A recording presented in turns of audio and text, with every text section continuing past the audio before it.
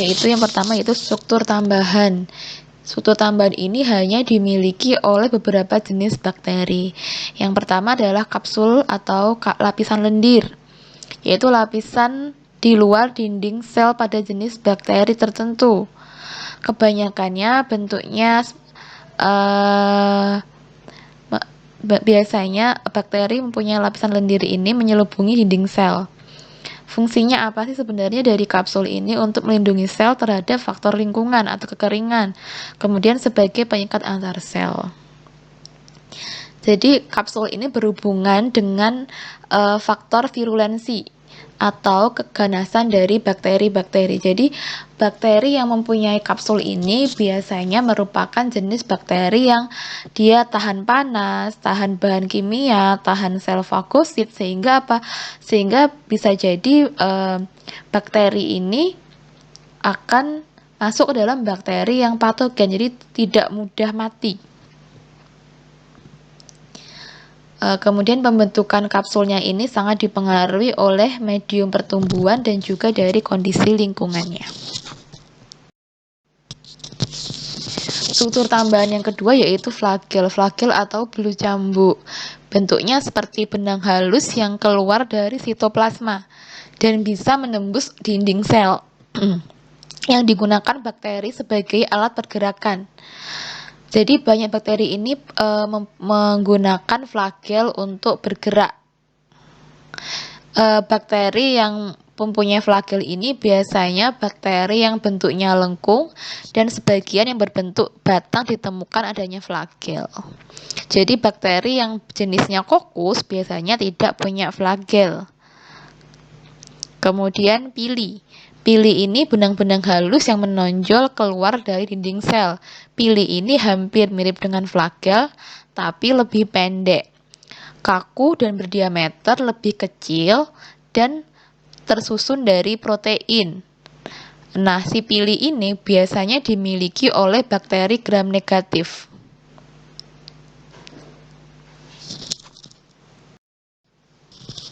Kemudian struktur tambahan bakteri yang keempat adalah klorosom. Klorosom merupakan struktur yang berada tepat di bawah membran plasma dan mengandung pigmen klorofil dan pigmen yang lainnya untuk proses fotosintesis. Kemudian ada vakuola gas. Vakuola gas ini biasanya pada bakteri yang hidupnya di air. Kemudian bakteri ini juga vakuola gas digunakan untuk berfotosintesis dengan mengatur jumlah gas dalam vakuola gasnya. Bakteri dapat meningkatkan atau mengurangi kepadatan selnya. Kemudian yang terakhir adalah spora atau endospora. Jadi endospora itu adalah struktur bakteri yang berbentuk bulat atau bulat lonjong. Biasanya spora bakteri ini digunakan bukan sebagai alat reproduksi seperti pada fungi, tapi spora bakteri ini digunakan ketika bakteri ini berusaha untuk mengamankan diri terhadap pengaruh buruk dari luar. Endospora ini mengandung sitoplasma, kemudian materi genetik dan ribosom. Dinding endosporanya ini tebal biasanya dan di dalamnya ada proteinnya.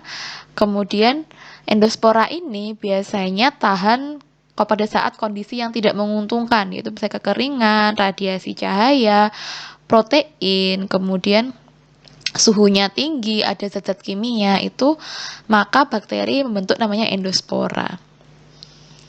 Kemudian apabila kondisinya menguntungkan, maka dia kembali menjadi bentuk sel vegetatif. Nah, biasanya bakteri-bakteri yang membentuk spora ini adalah jenis bakteri yang bakteri yang jenis patogen ya.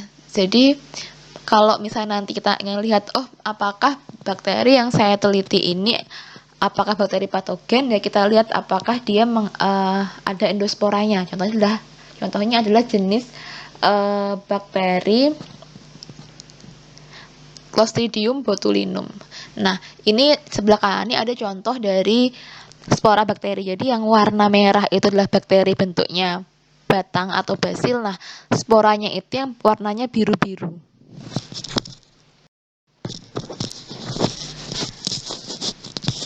Nah, kemudian penggolongan bakteri berdasarkan struktur dinding selnya.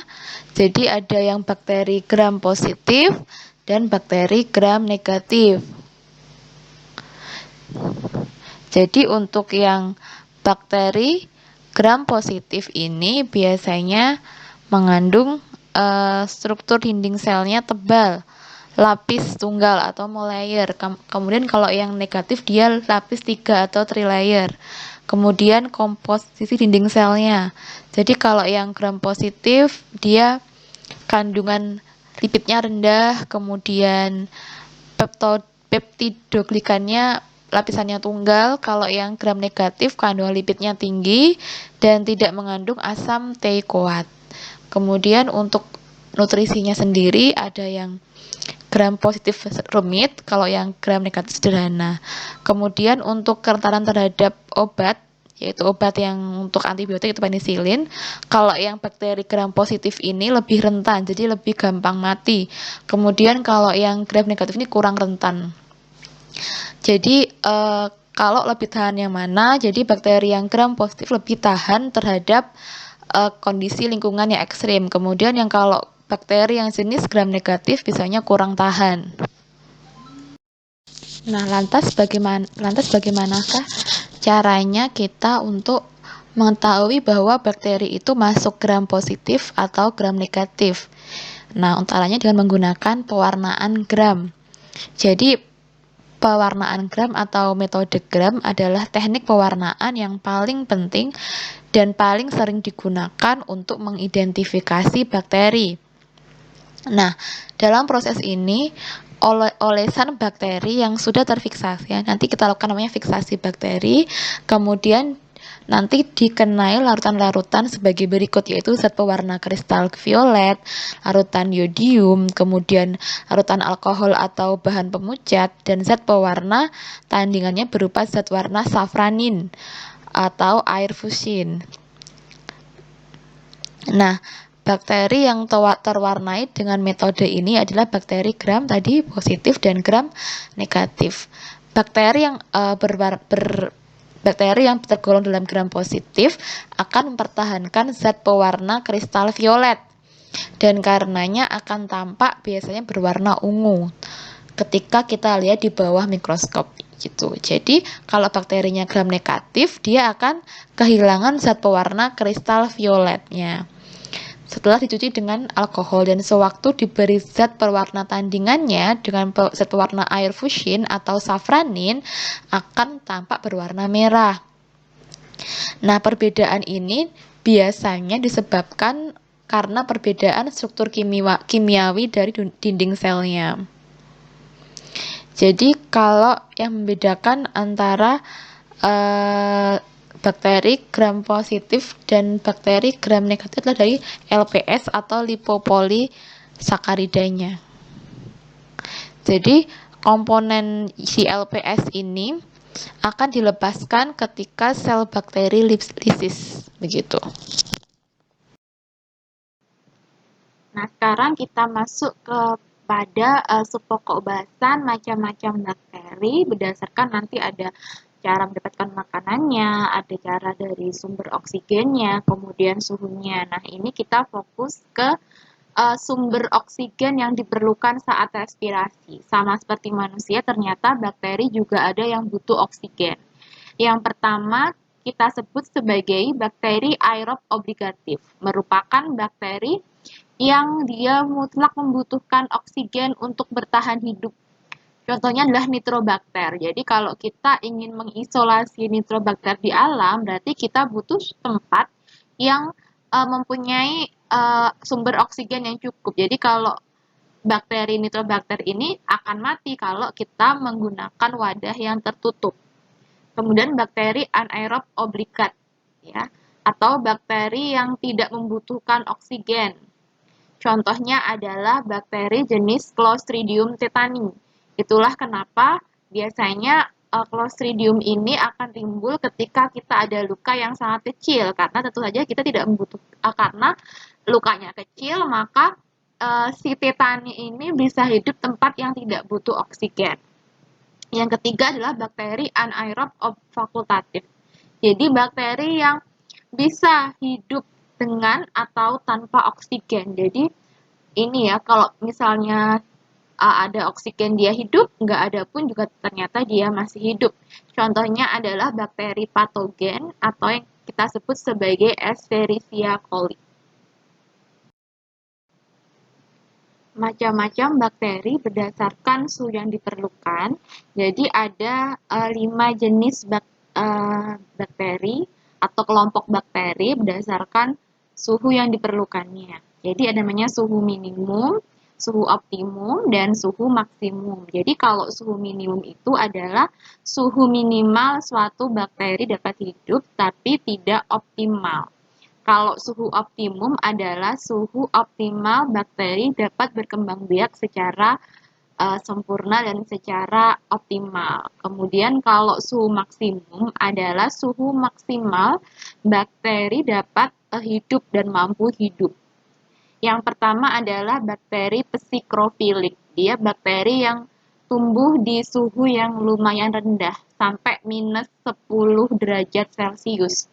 Jadi jenis bakteri ini adalah jenis bakteri yang akan mampu tumbuh atau berkembang meskipun kita menyimpan suatu produk makanan di freezer. Itulah kenapa meskipun kita simpan makanan di freezer, tetapi tentu saja masih ada maksimal daya simpannya karena masih ada bakteri psikrofilik yang hidup meskipun tumbuhnya pun tidak optimal. Kemudian bakteri psikotropik ini tumbuh optimal di suhu-suhu ruang ya antara 20 sampai 30 derajat Celcius. Dan dia juga bisa hidup sampai suhu minimalnya di minus 10. Yang ketiga adalah bakteri mesofilik. Dia optimum di suhu 28 sampai 43 derajat Celcius dan bisa hidup sampai suhu 52 derajat Celcius. Yang keempat adalah bakteri termofilik atau bakteri termofil, yaitu bakteri yang dapat hidup di daerah yang suhunya tinggi karena bisa sampai suhu 70 derajat Celcius.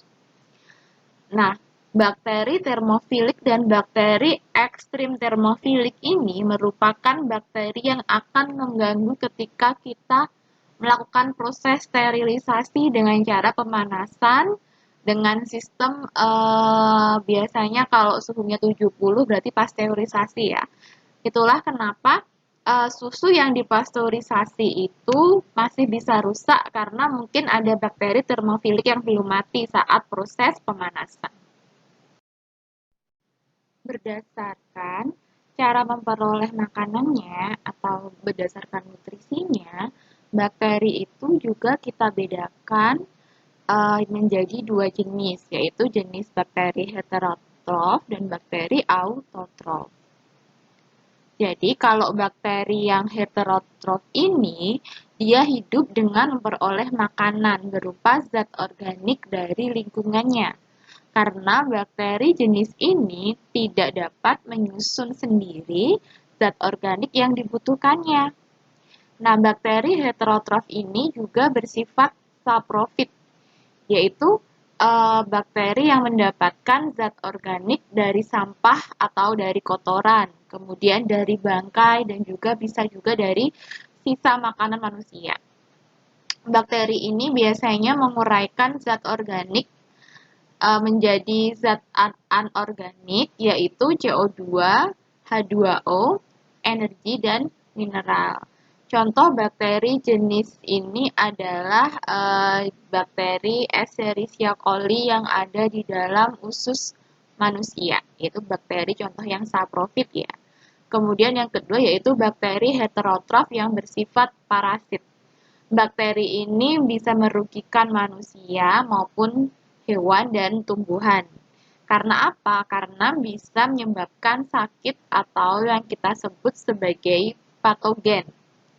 Contoh bakteri jenis parasit ini adalah Clostridium tetani, menyebabkan penyakit tetanus, ada lagi Mycobacterium tuberculosis, menyebabkan TBC, dan Mycobacterium lepra, penyebab penyakit lepra. Yang kedua adalah bakteri jenis autotrof, merupakan bakteri yang dapat menyusun makanan sendiri dari zat-zat anorganik yang ada di alam. Nah, dari sumber energi yang digunakannya, bakteri autotrof ini ada dua jenis, yaitu bakteri fotoautotrof dan bakteri kemoautotrof. Kalau yang bakteri fotoautotrof ini adalah jenis bakteri yang memanfaatkan cahaya sebagai energinya untuk mengubah zat anorganik menjadi zat organik melalui proses yang kita sebut sebagai fotosintesis. Contoh bakteri jenis fotoautotrof adalah bakteri hijau dan ada juga bakteri ungu.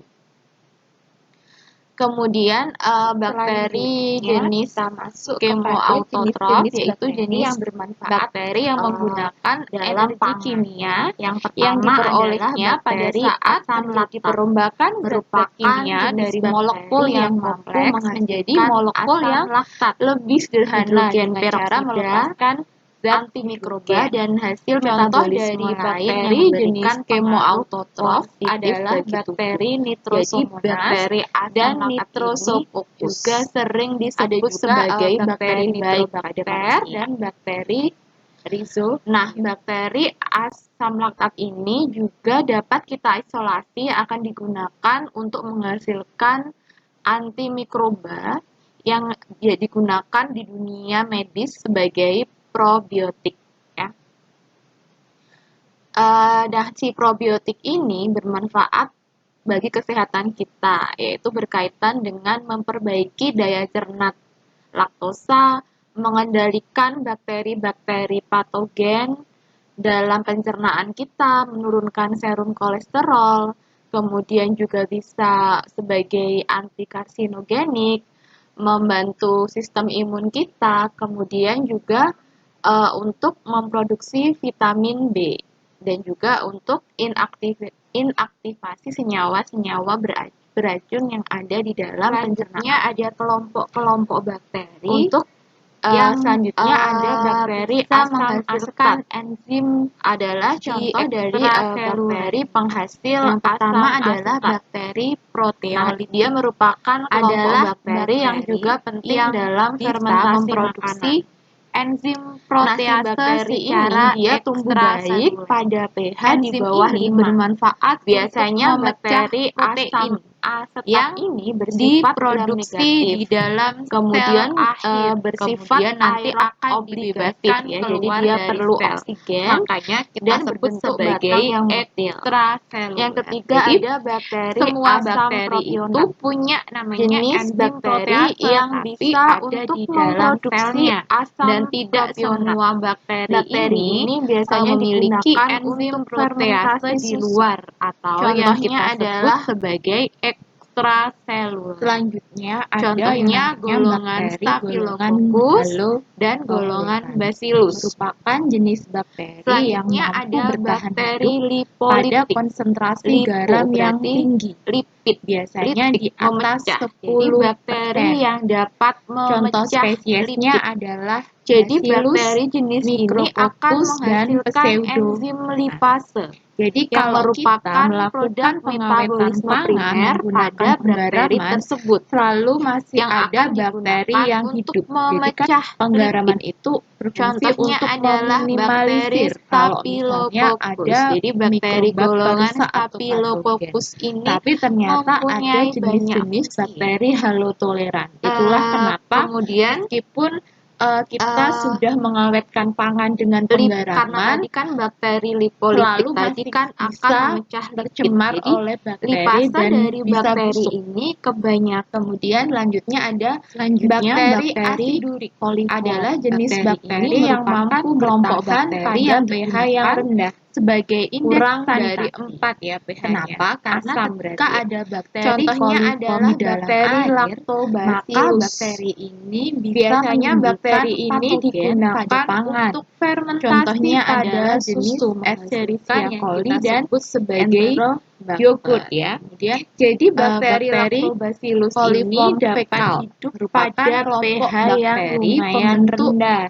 Jadi sebenarnya coli pada pemberian fekal pH manusia. rendah itu Ya. akan Dan menurunkan bakteri ini biasanya digunakan juga aktivitas sebagai bakteri, tapi ini indeks tidak sanitasi berlaku pada untuk suatu Jadi ketika pH-nya air menjadi kemudian asin, atau bakteri empat, patogen lactobacillusnya bisa adalah optimal jenis tumbuh, bakteri tetapi yang bakteri-bakteri dapat perusak menyebabkan infeksi patogennya akan gastrointestinal. mati. Itulah kenapa Contohnya yogurt bakteri itu, Salmonella, tidak ada bakteri Shigella, dan perusak atau Listeria patogennya. monocytogenes. Jadi kita juga harus bakteri Nah, ini untuk kalau tugasnya tidak ya, sengaja dikumpulkan kita di makan permukaan, maka sekalian akan presentasi, menyebabkan yaitu foodborne membuat disease makalah atau tentang keracunan untuk makanan. kelompok 1 Contohnya bakteri kalau kita termofilid makan dan makanan hubungannya dengan yang pengawetan setengah pangan, kelompok mentah 2 ada bakteri salmonella mesofilid, di kelompok dalamnya, 3 adalah kita bakteri bisa kena psikrofilik. penyakit Nah, tifoid silahkan atau tifus. dibuat Kemudian makalah atau ada belakang, lagi kemudian bakteri isinya Listeria mulai dari pengertian monocytogenes. Itu bakterinya, dia jenis bisa bakterinya, dia kemudian bisa kaitan dengan bakteri termofilik berinteraksi dengan atau pengawetan melakukan pada pangan. kerjasama Kita dengan kaitkan bakteri E. dengan coli hubungannya dan dengan dia bisa menembung dinding sistem usus pengolahan halusnya. dan pengawetan pangan di ITP. Jadi kita kaitkan bakteri ini dengan fungsinya ke bagian pangan. Nah, sekian untuk pertemuan pada hari ini. Kalau ada pertanyaan, silahkan nanti bisa cek lewat WA atau kalau masih bingung bisa kita melalui video conference. Selamat belajar. Assalamualaikum warahmatullahi wabarakatuh.